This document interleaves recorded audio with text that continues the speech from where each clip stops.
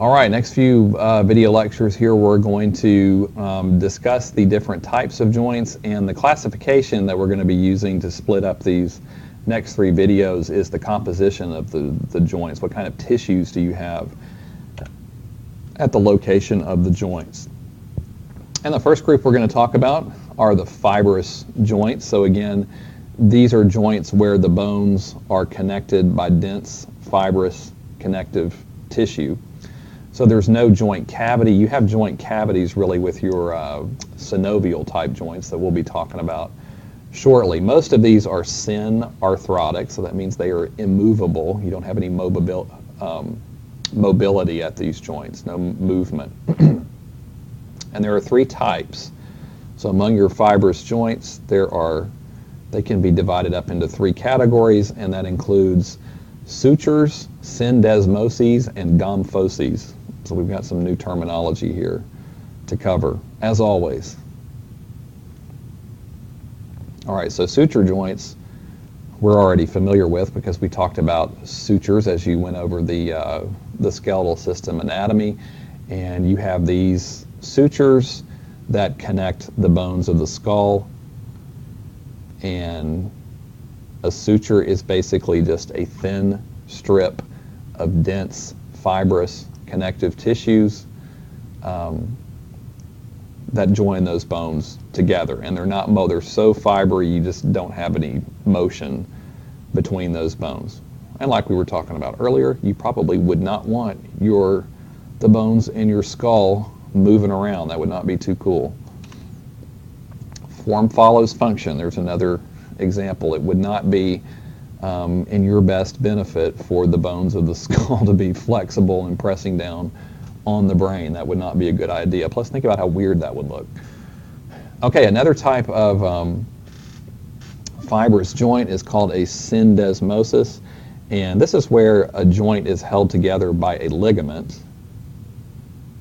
Like you see here, ligaments are composed, as we've discussed before, they're composed of dense, regular, connective tissue.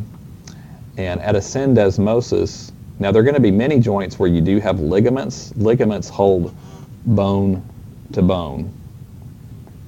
So you can have ligaments at synovial joints where you do have a joint capsule and you have joint fluids and you have a pretty elaborate structure.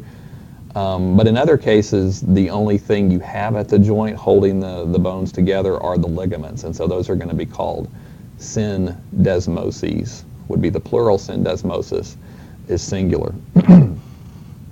Some bones, too, you have sheets of dense, regular connective tissue that connect the bones, and I pointed that out to you when I was using visible body and going through the skeletal system, showed you some examples of those on the anatomy videos.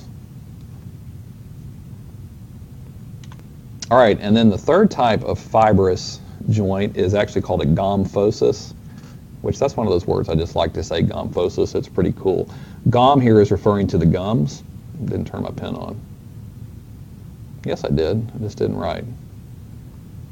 Gom refers to gum. So a gomphosis is the joint between a tooth and the mandible or the left or the right maxilla, depending on whether we're talking about the upper teeth or the lower teeth. So there's your tooth right there.